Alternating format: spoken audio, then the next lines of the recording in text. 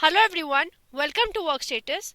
In this video, we are going to know about the URL section. For that, you need to come up to the side menu, select activity and then URL. Once URL is selected, you are landed to a screen like this. Here, you can know the information like what is the website that is being recorded, what was the time spent, the project and the productive type. The productive type can be neutral, unproductive and productive. These settings can be done from the settings menu. Further, you can click on this specific URL to know that these are the URLs that has been visited by the user in this span of time, and this is the span of time used and recorded for that specific user. The username is displayed here.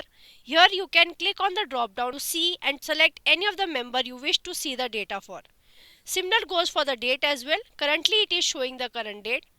You can select on the select date option and then you can select the date, whichever date you wish to see the data. You can click on the filter to filter out the data with the project, time spent and the productive type. Here we have these quick links that are being associated with this specific user with this specific date: view timesheet, view screenshot, view apps and the attendance.